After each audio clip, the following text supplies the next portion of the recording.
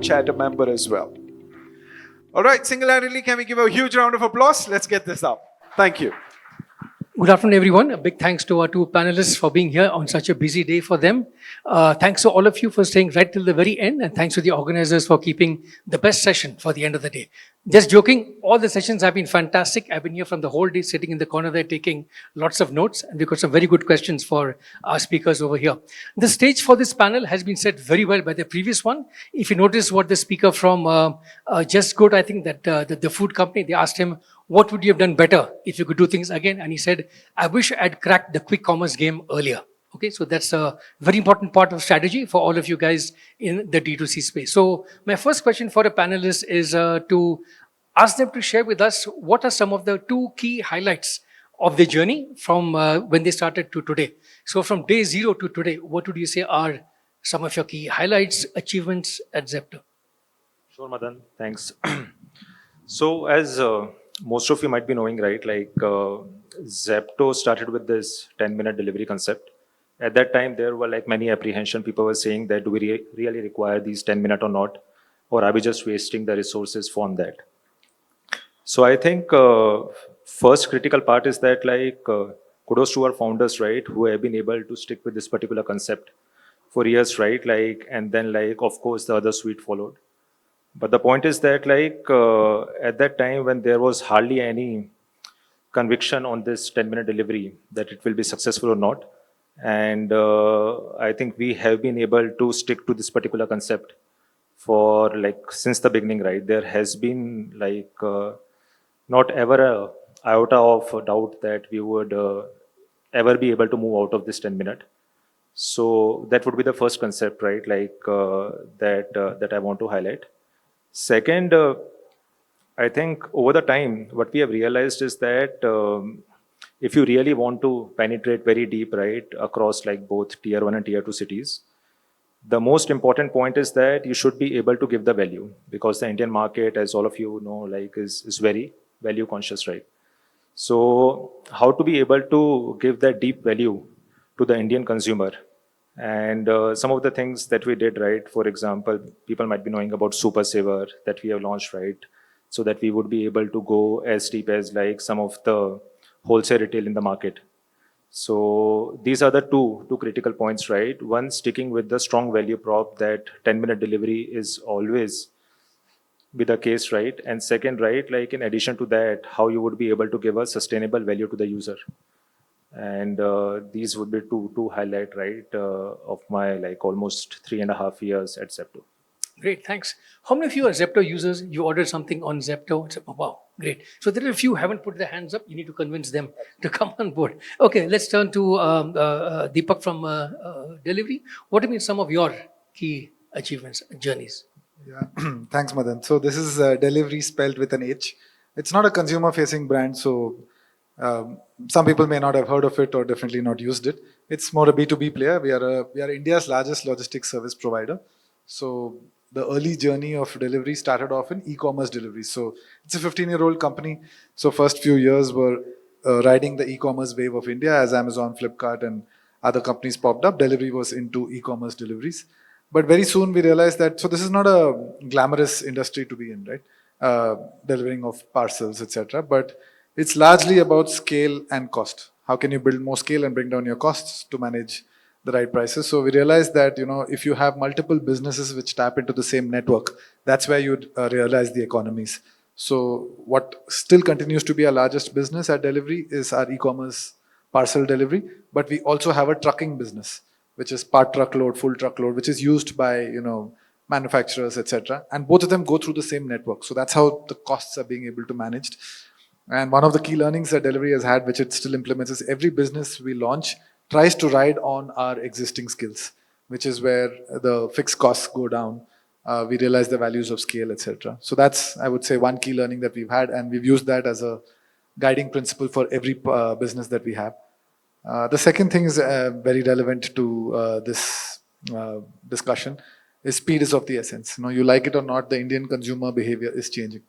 So what e-commerce did to offline retail, say 10, 15 years ago, quick commerce is doing to e-commerce today, right? If you have experienced the speed of quick commerce, say 10, 15 times, you're not going to go back, right? So delivery is now focusing on how can we have a play in this game, but it's slightly different, and I'll come to that during the conversation. We are still in quick commerce, but we have a different take on it. So I would say these are the two things that I Got want it. to. How many of you are in the B2B space? You are more in the B2B than B2B. Okay, quite a few hands. If you aren't yet on Delivery's platform, you need to talk to him afterwards, okay? So my next question to Saket would be, how would you say D2C and quick commerce have moved the needle in terms of democratization, in terms of what's possible for the brands here in the audience and so on? I think it's an excellent question. I think it's a great symbiotic relationship, what I would say. Because if you see, right, like few years back, any D2C brand, right, what options they used to have, right? Like they would have their own website. They would just list on Amazon, Flipkart. It's very difficult to get shelf space, right? Because that's always been limited, right? Be it like DMart or Reliance Retail or any other big retail market in India.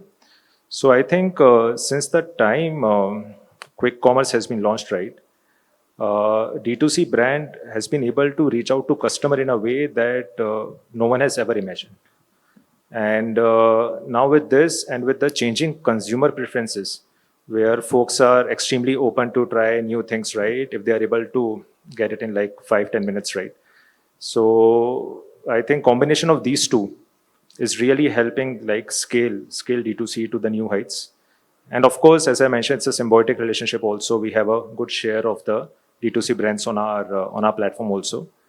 And the most important thing is that you would be able to reach to millions of customer at a 10-minute delta, right? That was hardly a thinkable value prop, right? Like few years down the line, right? And the point is, because you would always be able to get like Amul ice cream, like 10-15 minutes distance, right? Maybe 3-4 years back also, because most of the retail stores would be having that.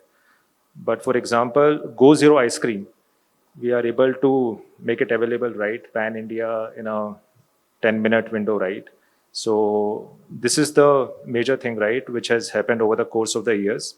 And there it's a level playing field for D2C by competing with the brands, right? Like which have been able to hold the fort for years. So they have been able to challenge those brands at a speed, right? Like which was extremely unthinkable, I would say, a few years back. It changed the definition of what's possible. That's a great insight. Deepak, we've talked about e-commerce, D2C, quick commerce. You mentioned earlier something about rapid commerce. What is that? Yeah, so these are not consumer-facing names; they're obviously industry-defined names.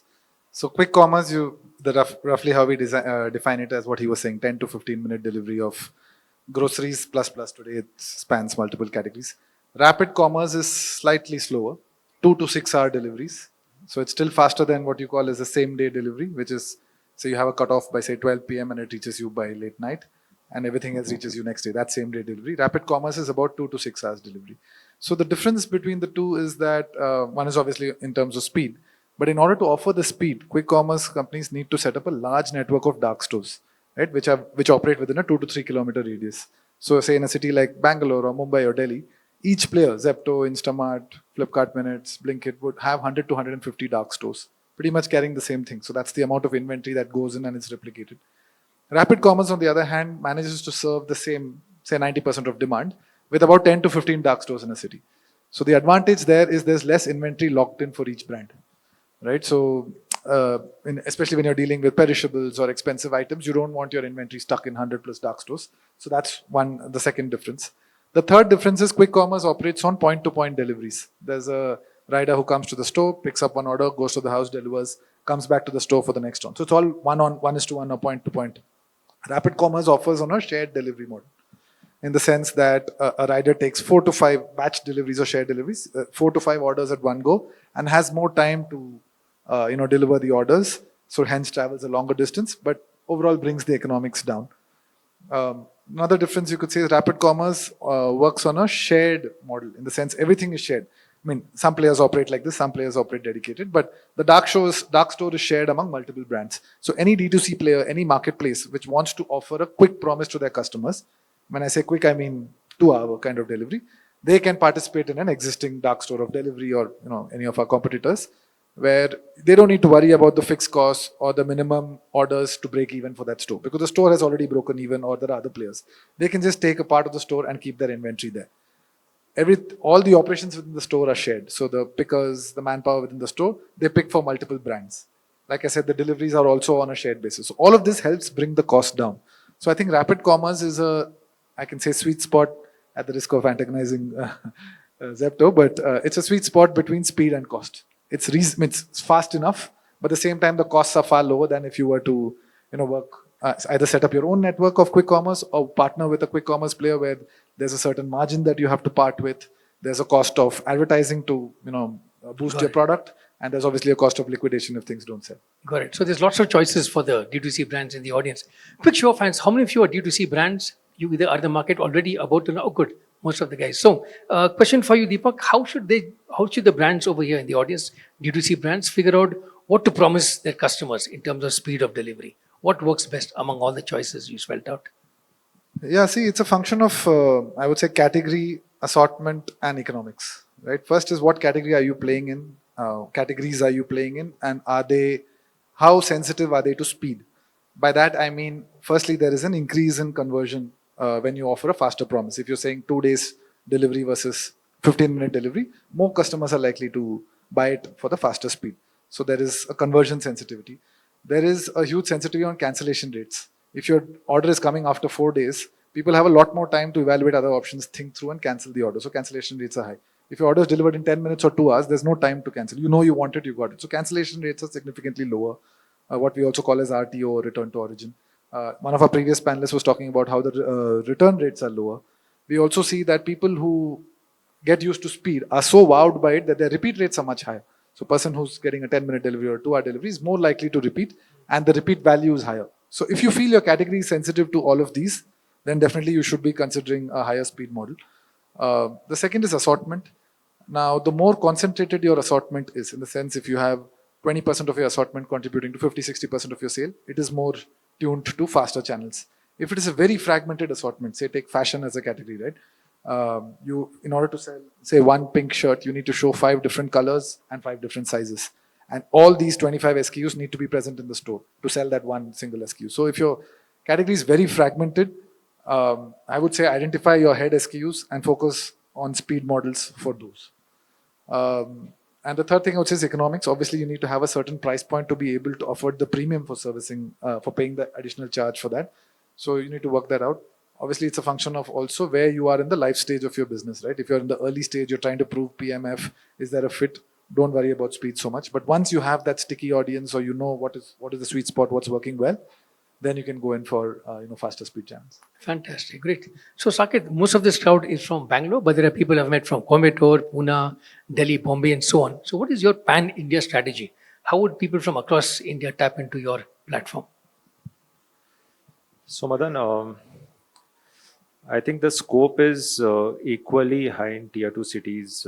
It's not a phenomenon which is very limited to tier 1 cities. And in fact, more so in tier 2, because the kind of choices that we would be able to provide to the user currently is very high as compared to the kind of choices they have, right, in terms of assortment. And second bit is there is more scope of giving even more value to the user, right? Because in general, right, the cost of operating in tier 2 cities is lower as compared to cost of operating in tier 1 cities, right? So we can pass even more value to the consumer with higher assortment. And I think these are the folks, right, who over the time, right, are extremely open to try new stuff. And at the same time, right, able to go that extra mile so that they would be able to get more in terms of assortment, different brands. So tier 2, in fact, in my opinion, is even a if not more, right, equal opportunity as tier 1. But that said, right, I think the growth potential in tier 1 cities is also, right, enormous, right? So, for example, in HSR, right, we keep on opening the store, right, and after 2-3 months, right, these stores hit the limit, right? So every few months, right, we need to open new store, right, in areas like HSR, Belandur, right? where it means that like the kind of demand that we would be able to get in these cities is also very high, right? But at the same time, right, tier 2 fundamentally suffers from that problem of like having a good assortment. So at an overall level, I think the scope is extremely high, and we are also trying to expand into like as much cities as possible in a sustainable way. I've got a lot of questions for the speakers, but I want to keep some time for audience Q&A also. My last question for them would be, what are some trends you are seeing in this space? What's the future of quick commerce? What are some of your plans for 3 to 5 years down the road? So I think I would just break this question into two parts: customer preference, right? So what we have been seeing is that like now, like in our like day-to-day search result also, customer is extremely experimental, right? In terms of, for example, now they are searching for healthy, now they are searching for gourmet, now they're searching for like some of the imported foods that we have, right? So in terms of this, right, like I think it's a good change and shift, right, that we are currently seeing of like how customer preferences are changing over the time, right? And of course, it's also linked to the kind of brands that we have, right, on the platform. And more D2C brand would come into the picture, right? And eventually, right, like more customer preference would start to evolve with that. And second, right, over the next 3 to 5 years, what we are seeing is that like able to go extremely deep, right, both in the existing city pockets, like for example, the example which I was taking in like HSR and Balandur, where we feel that like there is enormous opportunity, and this drives a positive flywheel also, because as soon as you start to open more stores, right, like your distance start to reduce. You would start to service in like instead of 10 minutes, 8 minutes. But at the same time, right, your cost of delivery also starts to go low. So then we would be able to pass even more value to the user, right? So as soon as like the demand is there, which we still feel like would be there for the next few years to come, right? And we want to capture as much as we can, and at the same time, right, able to expand into other cities, right? So I think India presents currently a enormous amount of opportunity for this type of model, which is extremely unique to India, right? Like because this kind of model haven't worked in majority of the countries outside India. So I think India is very well poised to have this model running, right? And we are just want to capture, right, as much as of this opportunity as possible. Great. Thanks, Saket. So, Deepak, what does the future look like for delivery? Yeah, no, firstly, I completely agree with Saket, right? Quick commerce is here to stay, right? Consumer behavior is changing. It's maybe more a metro phenomenon now, but very quickly, thanks to companies like Zepto, tier 1, tier 2, tier 3 markets are opening up. So it's here to stay. I feel there will be consolidation at the top. Today, there are 6 large players trying to do the same thing at the same speed with the same selection. I don't think the economics will necessarily play out for all of them. Right? So there may be some form of consolidation. I mentioned, right, I mean, while the P&L may show positive for some players over time, there's a hidden cost of inventory obsolescence which is there. Right? It's not just perishables, but also electronics, any items, right? These are high value items which go obsolete every 6 months to 1 year. And the amount of inventory that's stuck at the last mile dark stores is a lot. The cost of extracting it back and selling it elsewhere is too high. So that's a kind of hidden cost which will probably not allow 6 large players to exist. So there may be some consolidation. Having said that, I also expect there's some fragmentation where there'll be niche players in certain verticals who are doing quick commerce. Today we have certain brands who are doing, Super Tails is doing, for example, pet foods quick commerce. Nykaa, Myntra now, etc., are doing beauty quick commerce. There is also obviously fashion quick commerce. There's toys quick commerce. So there'll be a lot more niche players doing that. So that's another trend that I expect. But I also expect the overall industry and all the players, including delivery, to come together and be a lot more responsible to make this model work. So I was talking about like shared stores, etc.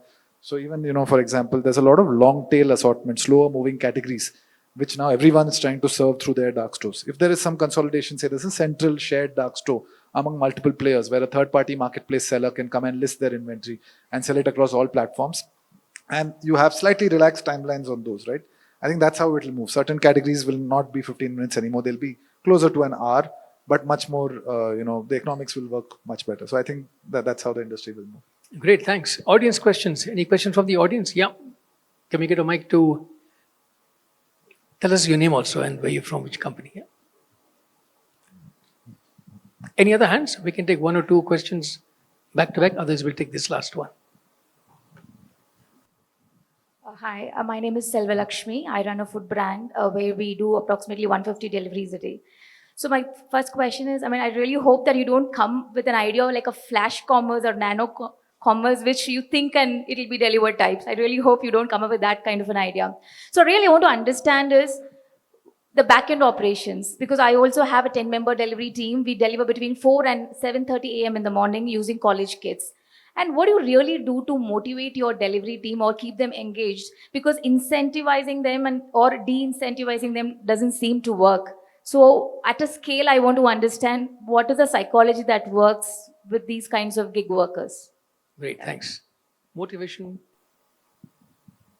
Nothing motivates like money, I'll be honest. So it's a level playing field, especially in larger cities like metros, etc. They have so many options. So the first thing is they need to, at least their bare minimum expectation needs to be met. Beyond that, it's a bonus. But I'm saying if you're not able to meet the economics for their bare minimum, what they can earn the same number of hours elsewhere. So nothing motivates like money first. But second, there's a huge softer aspect to it, right? Which completely comes down to the team that they work with, the people that they work with, right? How well are their expectations clarified? How well are their queries answered? How much do people care for you? At the end of the day, they want to go back home and tell their families that I work for a certain company, large company, as opposed to I'm attached to a dark store or whatever that is, right? That's not pride. But if they feel that they are, so sometimes, bringing them on roles, giving them certain benefits like insurance, medical, etc. Those are the softer aspects that work. Anything else you want to add, Saket?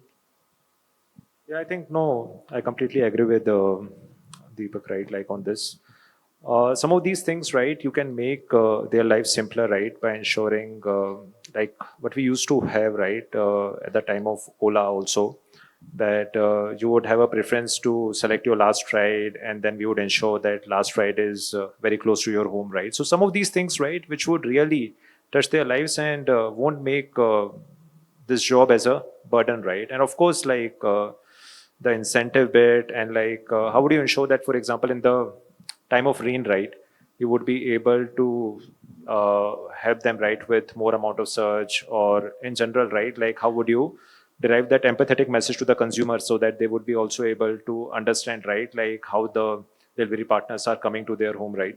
So I think all these aspects, in addition to the things which Deepak has mentioned, I think would really serve its part. Great. Trends, technology traction. That's a great way to sum up this panel. You must not just follow trends in the market, but create trends, leverage technology, and also get good talent in the organization. A big round of applause, please, for our panel for their outstanding insights. I think this was not just a panel, it was a mini masterclass on service, logistics, and brand positioning. Thank you all so much, and back to our able Thank you. organizers here. Thanks. Thank you very much. A big round of applause for Dr. Madanmohan, Saket, and Deepak. A big round of applause for them, please. Great panel. They finished right on time. A bigger round of applause for that. Requesting you to kindly stay back. May I please request Anantaram Varyu to kindly come and join his co-founder, Manasam Senior Living, and a charter member, Thai Bangalore. Yeah, to kindly present a token of thank you from us.